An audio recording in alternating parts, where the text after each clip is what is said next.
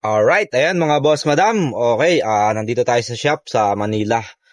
Okay, preparation tayo para sa gaganaping motor show sa March 15. Alright, dyan sa Cainta Rizal. Okay, kita-kita tayo sa Cainta Rizal mga boss madam. Alright, so ngayon ang gagawin natin ay pinalitan natin ang kahasi Borgi. Alright, so ayan, nung napalitan na. Okay, tapos syempre, hindi natin pwedeng ilapag yan ng madumi. Kasi motor show yung ating pupuntahan o pagandahan, tapos palinisan. So, kailangan din yung mga pyesa mo is original.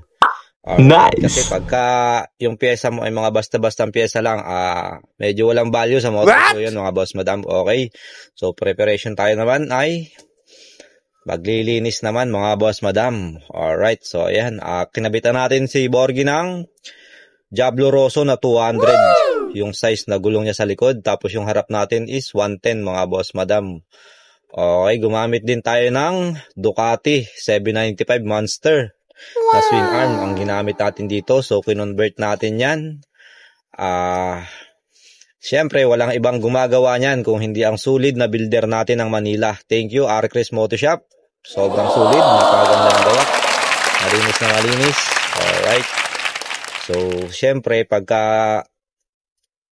ganyang sulit yung shop mga boss madam, tinatangkilik yan. Kaya sinasabi ko sa inyo, para sa mga gustong mag-build na mga sniper o rider, kahit ano pang motor yan, kahit anong build, Malaysian, Indo, big bike concept, alright, kumpara nyo lang si Boss Chris sa R-Chris Moto Shop sa Sampaloc, Manila mga boss madam.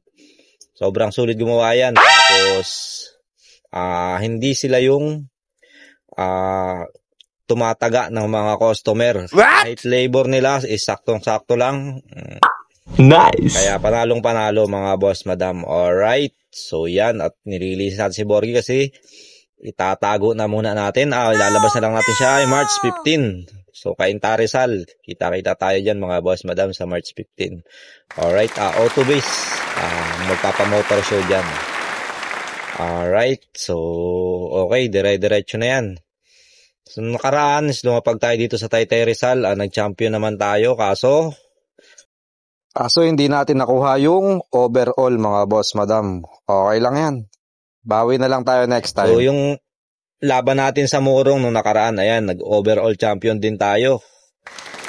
Kaya sobrang sarap mag-alaga ng motor pagka ganyan lagi nakukuha natin. Okay, at eto, fresh na nga si Borgi mga boss madam. O, diba? Pwede na. Okay.